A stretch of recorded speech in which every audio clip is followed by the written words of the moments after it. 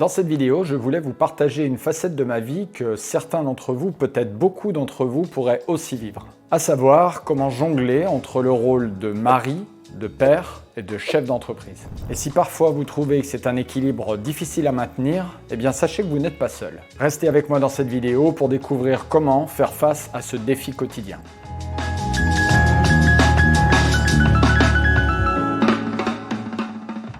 Bien gérer, être un mari, un père et un chef d'entreprise peut être une véritable force. Mais si on subit sa vie bien plus qu'on ne la gère, eh bien ça peut être aussi un véritable cauchemar et une grande source de stress. Alors oui, je vous rassure, j'ai la solution miracle pour chacun et chacune.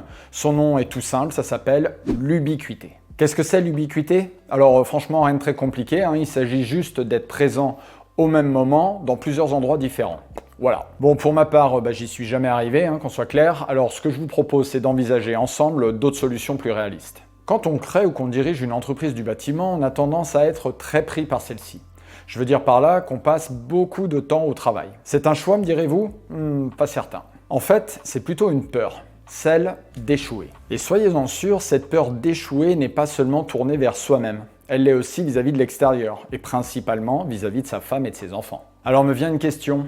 Qu'est-ce que ça représenterait pour vous d'échouer face à vous-même, mais aussi face à votre femme et vos enfants? Eh bien pour moi, l'idée d'échouer était une telle peur profonde, une telle idée insupportable de ne pas être à la hauteur, de mettre en danger toute ma famille, de ne pas pouvoir rendre heureux ma femme, mes enfants, que je me suis noyé littéralement dans le travail. Et là, est-ce que vous voyez un paradoxe? Eh bien oui, parce que j'avais peur d'échouer face à ma femme et mes enfants, de les mettre en danger, de les rendre malheureux si j'échouais. Donc, pour éviter tout ça, je travaillais 6 jours sur 7, de 5h à 21h, pour eux quelque part aussi. Et en faisant cela, j'ai quasiment pas vu grandir mes enfants. J'ai plutôt brillé par mon absence, tant vis-à-vis d'eux que de mon épouse. Vous l'avez compris, j'étais très peu là pour partager quelques moments avec eux. Et le peu de temps que je passais à la maison à ne pas dormir, oui, parce que j'étais épuisé de ces journées, j'étais irritable et finalement pas vraiment présent car j'étais encore dans ma tête à traiter mes problèmes professionnels. Quand je vous dis ça, vous croyez vraiment que j'ai rendu ma femme et mes enfants heureux en agissant comme ça? Non. Eh bien, vous savez quoi? Si vous vous sentez concerné par ce que je viens de dire, c'est que vous vivez la même chose et probablement votre famille aussi. Alors maintenant qu'on voit le paradoxe, voyons concrètement les problématiques que ça pose et trouvons ensemble les solutions que vous pouvez mettre en œuvre. Le premier problème que ça pose est impossible à mesurer. Alors je vais vous poser une question. D'après vous, quelles répercussions sur nos enfants ont l'absence d'un père et d'une mère qui passent leur temps au travail? Le deuxième problème, quant à lui, a fait l'objet d'une étude de la Fondation MMA en 2021. Étonnamment, le taux de divorce chez les dirigeants était de 34% en France, alors que la moyenne nationale était à 45%.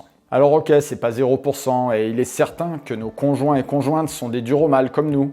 Mais attention, ne tirons pas trop sur la corde. Non, par contre, ce qui n'est plus drôle du tout, c'est qu'une étude faite par l'Observatoire à Maroc en 2020 estimait à 51% le nombre de chefs d'entreprise présentant un risque important de burn-out. Et que l'Observatoire national du suicide, oui il existe, a estimé en 2020 que 27% des chefs d'entreprise avaient envisagé sérieusement de mettre fin à leur vie. Et malheureusement, c'est bien là que je vais en venir. Quand on passe sa vie au travail, que l'on subit toute la journée et que l'on travaille toujours plus de peur d'échouer, on reproduit toujours plus les mêmes erreurs et finalement on ne réussit pas. Alors la seule chose qu'on réussit, c'est éventuellement de faire un burn-out complet ou plus insidieusement, de bousiller tout doucement toute sa santé.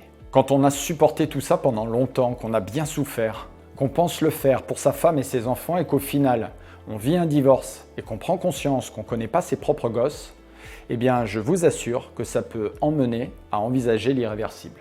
Alors oui, c'est pas une vidéo légère, c'est pas un sujet léger, mais croyez-moi, malheureusement, c'est un vrai sujet d'actualité.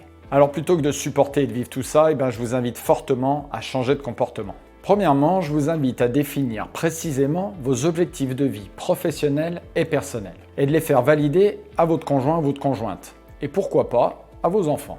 Deuxièmement, et en plagiant une doctrine bien connue, vous ne devez pas vivre pour travailler dans la peur, mais vous devez travailler pour vivre heureux. Troisièmement, vous devez organiser votre temps et votre entreprise pour trouver un équilibre entre votre temps professionnel, familial, social et personnel.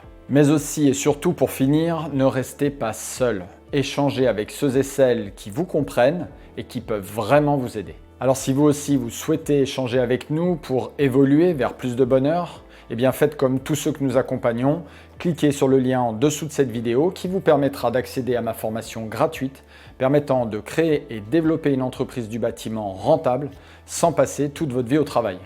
Alors je vous dis prenez soin de vous, surtout prenez soin de vous et à très bientôt.